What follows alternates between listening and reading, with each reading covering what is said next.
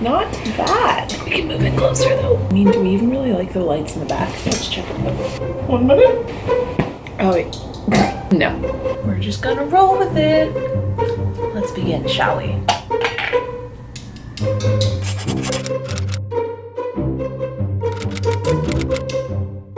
Today's order is sweet potato fries, and I'm coming to you live from another hotel. I'm in Whistler right now, and I figured it was time, even though I just filmed one back in Banff a couple days ago, to do another rosé rambles. So yes, I used it as an excuse to order more room service rosé and a little bowl of sweet potato fries. Yes, I've already started picking because I was editing a video. I just wanted to have a chat about life while Bentley begs me for sweet potato fries. Let me just take my mini ketchup. I love anything mini. Like, look at this.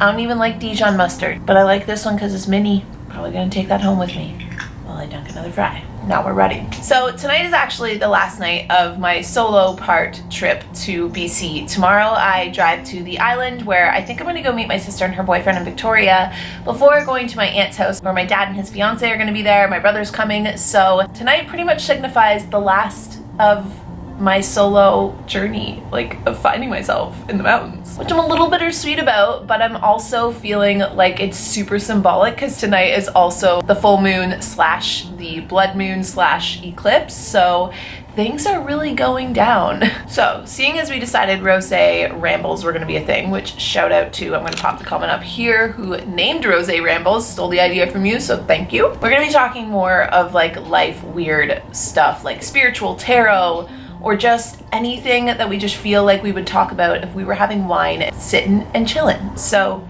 today, funny enough, with it being the full moon, I've been feeling like this whole trip kind of wound up to this moment right here, and it was feeling like I needed to do something symbolic with finishing Catcher on this trip and just all of the things that kind of happened on this trip. So I decided to get a tattoo. It was very spur of the moment. I was actually at Aritzia and I was looking through the clothes, which I bought a couple things and I really shouldn't have, but I was feeling all like, I need to be a new me. That justifies a new sweater and a jean skirt and the jeans I'm wearing right now. They're actually so cute though. Come on, look at these. They're so adorable. But as I was saying, I was thinking about actually getting a tattoo back when I was in Vancouver at the beginning of this trip, and then it just kind of brisked away from my mind until I was here in Whistler, and I thought, I'm gonna get a tattoo today. That's what I want to do. Turns out there's one right beside the Fairmont, which is the hotel that I'm staying in. So I walked in with my bags and was like, hello, sir. Do you have time to tattoo me right now? And he like looks at me and he's just like covered in tattoos, and he seemed just like a really cool dude. Like a dude that does really cool tattoo art, not just like some random little symbol. He was very talented, but I was just like, yo, I just need you to do just something real quick, not fancy, on my back. Turns out the guy that he was supposed to tattoo didn't show up, so he had time, and he was like, yeah, actually I have an hour right now. Do you just want to get a tattoo? Yeah, I do. So tell him that I want a waxing crescent moon, which is pretty much the phase of the moon just after the eclipse. And it's all about kind of setting foundations, setting goals, and just reconnecting with kind of like your land and like planting some seeds and making promises to the future and making like promises to the universe that's just like, this is the beginning of something. I felt like it worked with Catcher. Of it being just a moon, I don't know, I feel like it's kind of symbolic to the book in the sense of it fits that whole dream kind of aesthetic, I guess. Also something that, and this is where I'm gonna get super weird, take a sip, I think these things and I believe these things and I love it. But there's just been so much moon themes going on in my life, and just the symbol of the moon has been very predominant and just very meaningful, I guess, lately. So, and with learning about the waxing crescent moon, it's my favorite because of the whole symbolism of it being kind of like a fresh start, but the fresh start has begun and you're actually about to get to work. Like you're making promises and then you're gonna follow through, and it's all about refresh and renewal and just like new phases of your life and just shedding the old and like making way to bring light to the new. It just, I don't know, it all just made so much sense. So I went with that, popped it on me, and I got it tattooed right here. My waxing crescent moon to end my epic spiritual journey in the mountains. Whenever I look at this tattoo, I'm gonna think about this trip and just be so, because of what the whole thing meant to me, as well as all of the things that I feel like I've really learned on this trip, have all been something that I can really tie into the symbol of the moon and the whole meaning behind that exact phase of the moon. And so one of those, like when people are always like, what's that gonna look like when you're old and wrinkly? That thing is old and wrinkly, and Bentley's not around anymore, and I'm like eating gross mashed up peas that taste disgusting, but I have no taste buds anymore. I'm gonna look back at that tattoo and remember cuddling Bentley in a tent in the mountains at 24 and waking up under the stars and the moon and just be like, yes, that happened. Let it wrinkle. I want it to wrinkle. It's gonna wrinkle anyways. Come on. Let's be real.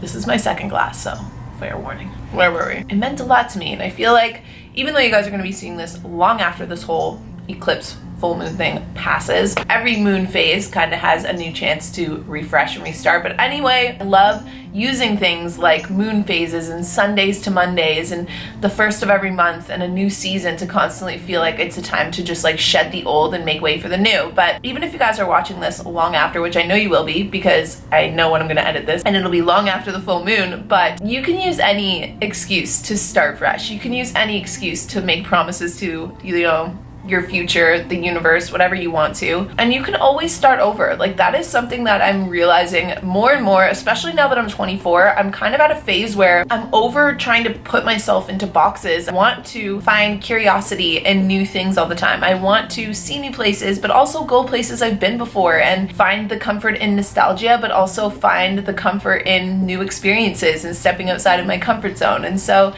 I feel like this trip has been something that has opened my eyes to not just kind of talking the talk of embracing who you are, but also just walking the walk. This is one of the first times that I've traveled alone, and I've traveled alone a lot this year, okay? Like I did my road trip with Bentley, mind you, but still, I did Thailand and I did Arizona, and this was the first time where the only way I can describe it is in Eat, Pray, Love, if any of you have read that book. She talks about how one of the nights in Italy, she feels like loneliness just like crawls inside her bed, and that's a really dark image to paint. But I just feel like sometimes when I travel alone, all those vlogs are great, but like obviously there's still pockets of time where you're like, okay, kind of wish someone was here to experience this, and you do get a little lonely. But this was the first time that I didn't feel that on this trip. I didn't feel like there was anyone missing. I just felt so full and content just experiencing it and being with my dog, you know, and just like eating french fries and like, which just makes me so excited because now I'm about to go back home and then I have a Taylor Swift concert and then I'm moving into a new apartment, and just like all of these new fresh beginnings are just about to start happening in my life. I feel like this full moon or whatever the heck is going on in the air, because there's some sort of charge or energy in the air, you can't deny it. I feel like whatever it is, it's such a flip from kind of ridding the old of everything that was still kind of residually holding on to me, or I guess I was holding on to it, being like, whew, I have such a clean slate right now. I have such an open canvas to just like do whatever I want and paint whatever I want and create whatever I want and go where I want. The opportunities are endless, my friends. So excited. Do you guys feel that way? Like, where are you guys at with life right now? I feel like I'm just sitting here talking about myself the whole time, which I am. Obviously, you can't answer right now. I sent this to Larissa today. It's this Twitter I follow. You guys, if you guys have Twitter, go follow it. I'll pop them up. It's actually very beautiful art. Let's be real. It says, I am ready. Thank you. Tune into your heart and find gratitude in the process of your healing. And I was woke. That is exactly how I feel. Like that's exactly what I feel like has been going on for not only just me, but like everyone I know, everyone I've talked to. Even when I was checking out of Aritzia today, the girl was like, what are you doing now? And I was like, I think I'm gonna go get a tattoo. And she was like, you're having a crazy day. And I was like, it's an aggressive day. It's the full moon. And then we started talking about the full moon, and I was telling her about how it's supposed to be like a big renewal for everyone, that everyone's apparently been having a bad time the last few weeks, or a challenging time, and that we're all supposed to just like break free. And even she was like, wow, I relate. So I don't know, maybe we all just try and morph it to make it work for us, but hey, I feel it. I also can't believe I have 8 tattoos now. Every time I get a new tattoo, I'm always like, okay, keep in mind one day you're gonna have kids, and what if you get more dogs in the future? Like, what else could I catch you guys up on? Considering this is all true ramble, I wrote down what I wanted to do for the full moon as like a way to just refresh, rebalance, all that fun stuff. I feel like doing any kind of movement series to something like epic, just like a really epic song, and just really tuning into my body. That's always something that makes me feel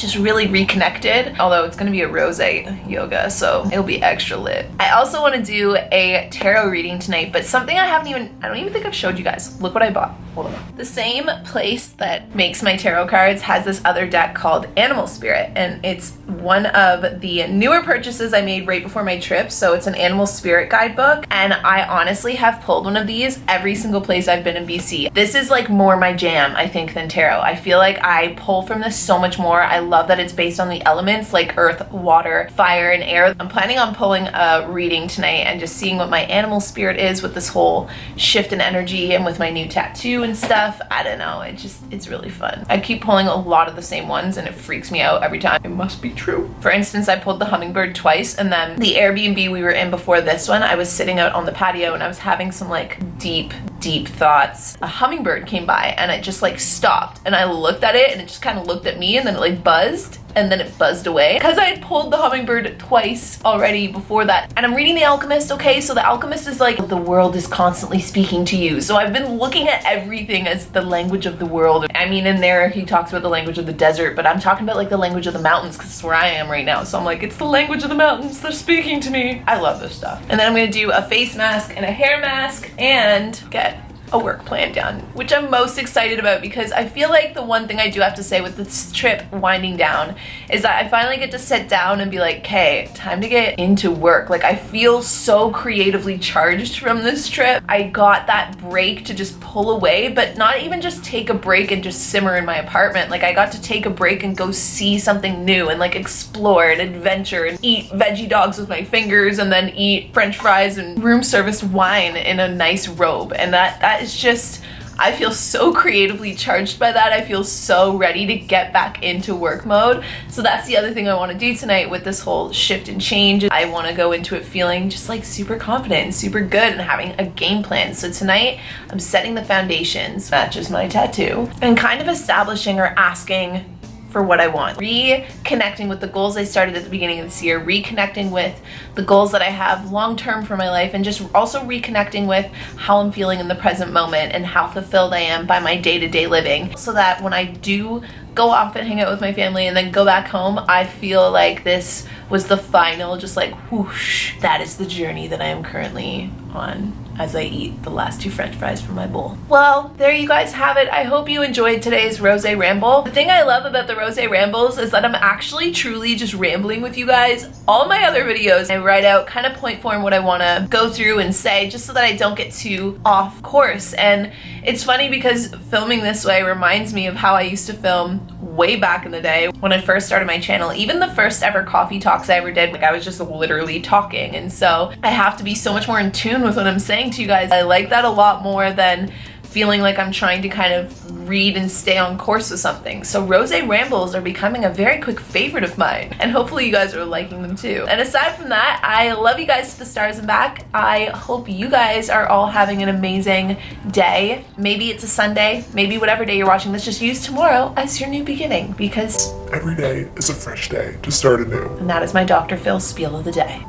You get a french fry, and you get a french fry. You get a french fry. I get a french fry. Now that I'm thoroughly tipsy, I'm gonna go wander off into Whistlerland. So off we go. Bye guys.